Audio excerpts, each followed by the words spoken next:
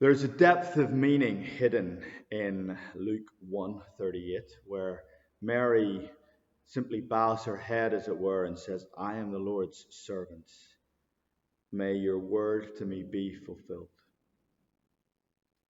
In that capitulation to the will of the God that she loves, a terrifying world opens up before her.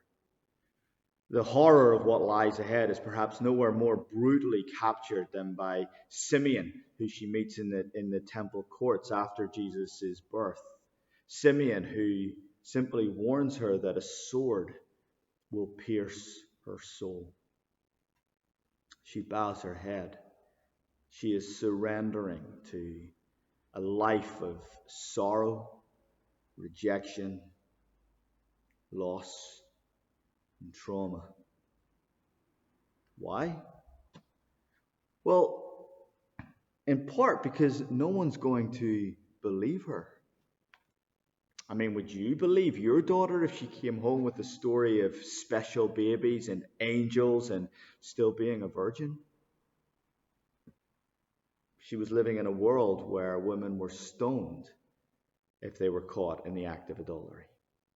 And even if that fate didn't await her, she was certain to face rejection, shame, gossip, slander, misunderstanding. In fact, 30 years later, in John chapter 8, we see Jesus dealing with a woman who has been caught in adultery and who is being threatened with being stoned.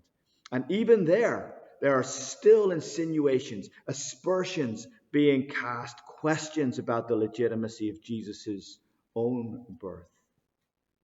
Mary had lived with that for 30 years.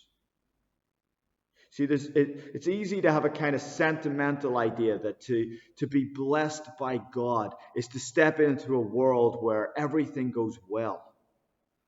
But certainly for Mary, to be blessed, to be favored by God, was to be invited into a life of sacrifice and pain.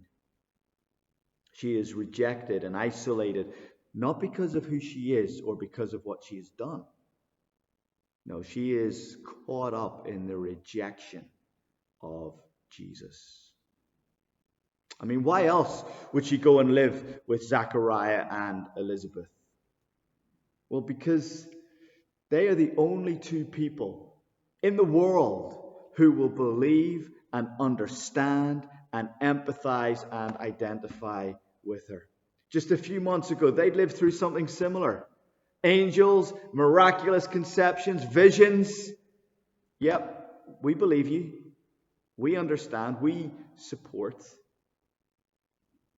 As Mary crosses the threshold of Zachariah and Elizabeth's home, John the Baptist begins his ministry in his mother's womb, testifying to the coming of the Lord.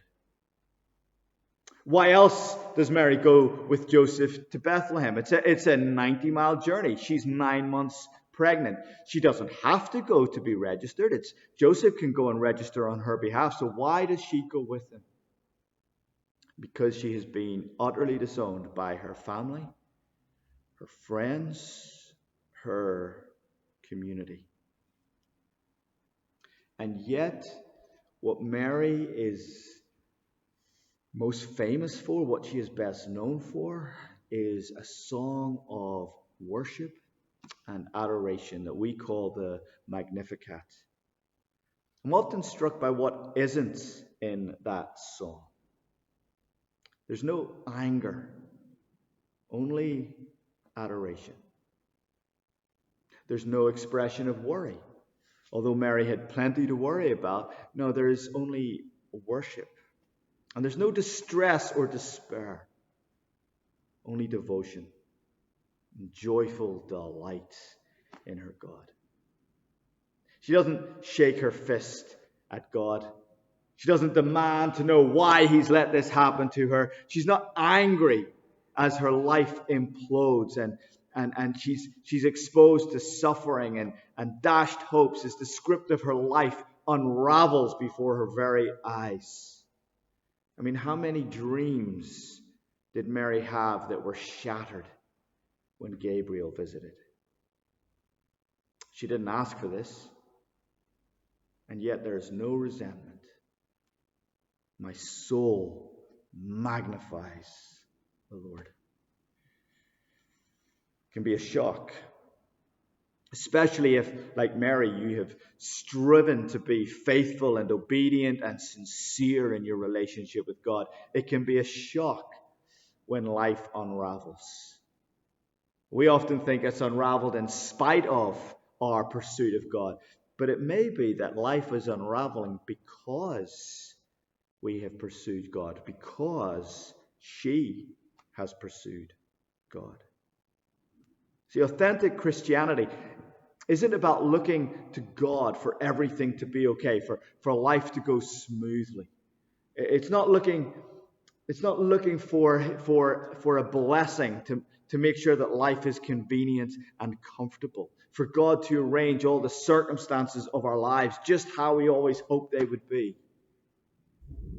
And to be blessed by God, favored by God, is not a euphemism for personal fulfillment. No, authentic Christianity hears that we are blessed by Christ in the midst of a world that rejects him. And because we bear Christ, we bear the pain of being rejected with him. And we lift our voice in worship, nevertheless, because we know that this Jesus and what he is doing in his world, that's worth suffering for.